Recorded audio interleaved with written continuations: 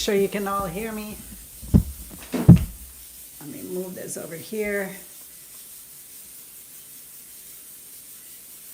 Woohoo! Hey guys, day 5. We have made it to day 5, and I'm telling you, it's exciting for me because even in these few days that we have started this carnivore challenge, stop moving. Some things have been happening, right? I have been in the place of being tested again. And this time, I'm not testing against myself. I'm testing in referral to all of you out there and who are also following and doing this 30-day carnivore challenge. And I love it. I absolutely love it. Like yesterday talking about the blueberries, that was fun. That was fun. It was a great thing, right? To go in there and to get swiped up into the blueberry thing. You know, are blueberries carnivore? Officially, no. But listen, you gotta, when we get off this 30-day carnivore thing, depending on where you are, depending on what's going on in your body, depending on the reactions that are happening, personally, I would say after 3 months of being full carnivore, you can maybe test eating some other stuff. But I would go very strict carnivore for at least 3 months to see where you are, to really see how your body's adjusting. And if your body is like just adjusting and some changes are happening in those 3 months, you know, probably not a good idea to go back to the way you were eating. Stick with it for a while longer. But talking about the blueberries yesterday, right? After you are carnivore, after you do it and you're set in it, it's your daily life, it's the lifestyle change is taken over and is starting to sink into your bones, right? Then, you know, can you have a little bit of the blueberries? Can you do that? My answer is yes, of course you can. And you eat a little bit of the blueberries and then see how it affects you. How does eating a little, you know, a cup of blueberries affect you? Just blueberries, no sugar, no nothing. Does it affect you? And then you can begin to gauge how your body works and how your body is reacting to the foods that you're eating. We're all different that way. We're all different. Watermelon doesn't bother me that much, right? But it might really bother you. So you have to keep that in mind. And generally, when you are full carnivore and on the full carnivore lifestyle, you know, if you're eating, they say, 70% strict carnivore and then 30% of some other things, in the keto world, I would imagine, although I can't quote anybody on that, but then yeah, okay. Personally, I can't do that, and I won't do that, not yet. I am basically I'm about 95% carnivore. I can't count the coffee, right? My coffee is definitely not a carnivore thing. So that's the basic idea. As we're into day 5, it's more of a matter of staying the path, staying carnivore. We're doing strict carnivore here. We're not like piddling around too much. If you do piddle around, you know, take notice of it, give it a break, let it go, and keep going with it, okay?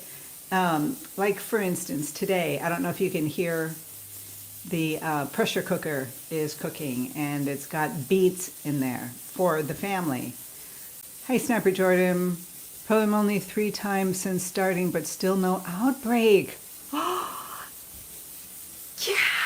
Seriously? That's amazing! That's amazing. Oh, man. Oof. I know what that's like. I know what that's like. That's amazing. Stay with me then.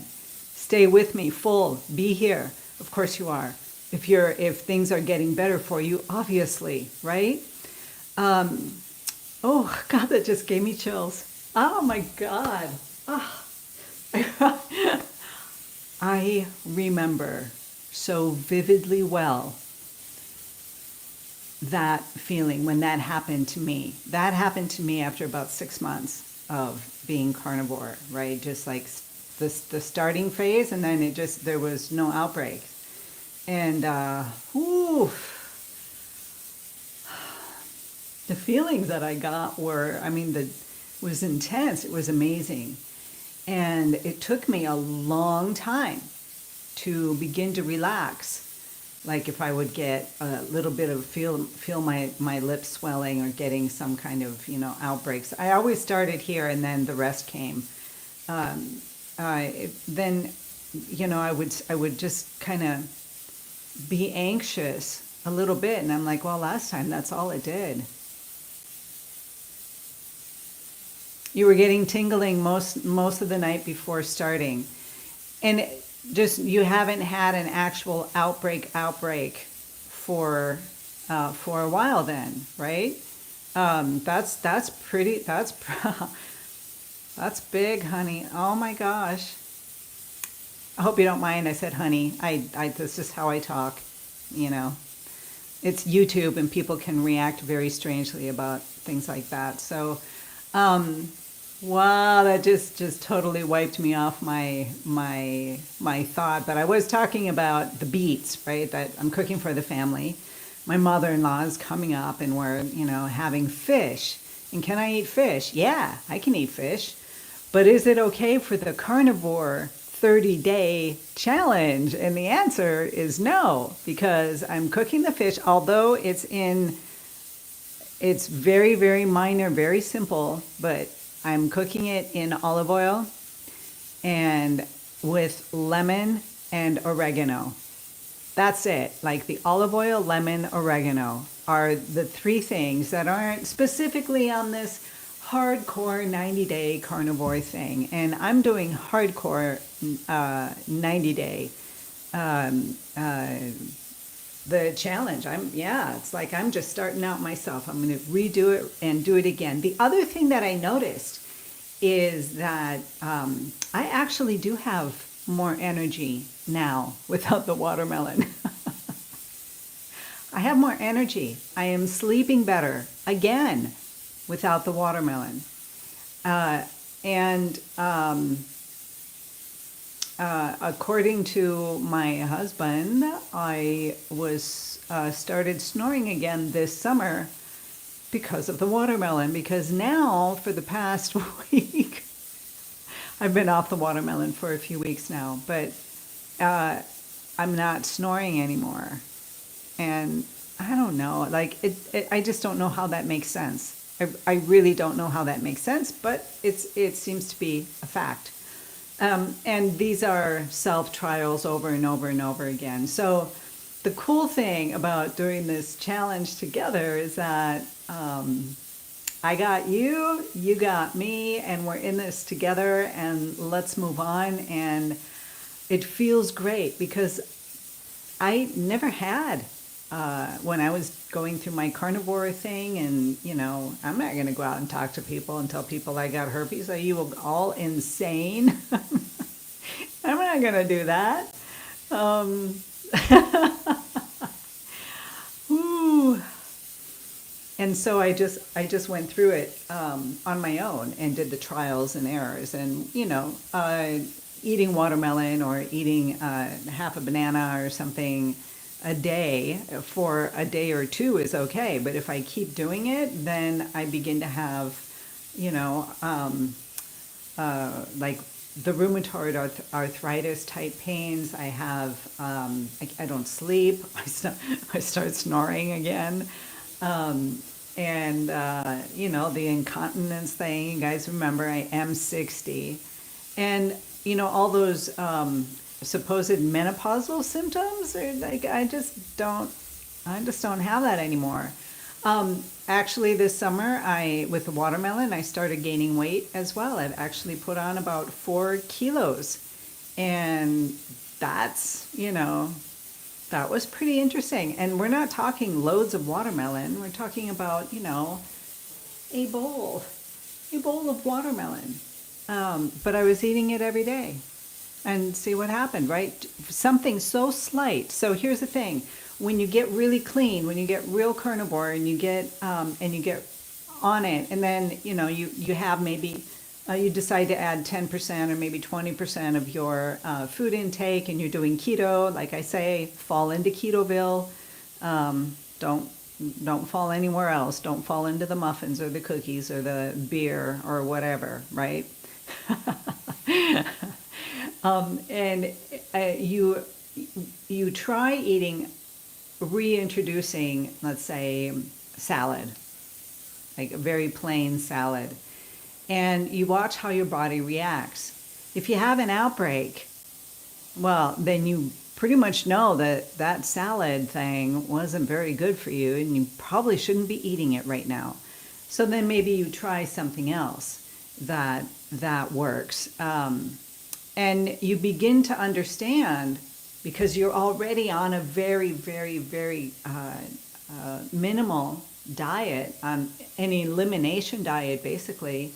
Anything that you add in, you're going to see immediately if you have reactions to it, if there's an effect, if there's an outbreak, if there is itching, if you can't sleep anymore, if I don't know, you're not peeing like a 20-year-old anymore. I mean, all these things you will notice, and that's the cool thing. So then if it works, okay, you can add it in, and maybe you add it in for a little while, but then I wouldn't do it every single day, like eating zucchini, which is a low glycemic fruit, so the carbohydrates are very, very low. But, I still wouldn't eat them every day. For a day or two, maybe nibble, and then stop for another month, and then go back again. That's pretty much how I go about it, you guys. So today I've got the fish. I can't eat it. I'm not going to eat it. I could eat it, but I'm not going to eat it because I'm here. I am right here, right here. Oh, I love it. I just love this. Okay, so today is Saturday. Today hopefully will be just a little bit more mellow than yesterday, and I have some live streams to do later on today. But again, like I've been talking about the Discord thing. I mean, we got the messages things down. I just haven't actually settled in with that. Maybe I'll do that right now before my family gets here. All right, you guys. Day 5.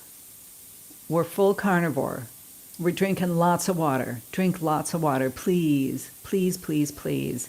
If you really need to have a treat, go out and buy yourself a club soda without anything, right? And you can put some heavy cream in that and salt, and put some ice cubes in there and have yourself a cream soda, and it's really good. It's really good. Yeah. All right. So you guys, I'll see you all tomorrow. I'm so proud of you. I love this. Stay with me. Sniper Jordan, I just love that you're here with me right now. All right. So I'm really, really proud. I'm going to be thinking about you all day and like doing little happy dances and stuff. Every time you come into my mind, I'm so excited for you. Let's see what happens. Okay. We'll keep it going. If you've gotten to that point, though, it's kind of unlikely that you're going to get like a full-blown outbreak unless something big happens in your life, like you go and you drink a beer, or or, go to McDonald's and have a cheeseburger with a bun. But you'll find out, you'll begin to see that with the slightest detour into back into the old way of eating, that your body will react. Maybe not the next day, obviously, but 3 or 4 days in, something might happen. So I'm just really excited for you. Oh my gosh, can't wait till tomorrow. Can't wait to see you tomorrow. All right, take care. Have a great day, and stay with me, you guys. Stay with me. All right, ciao.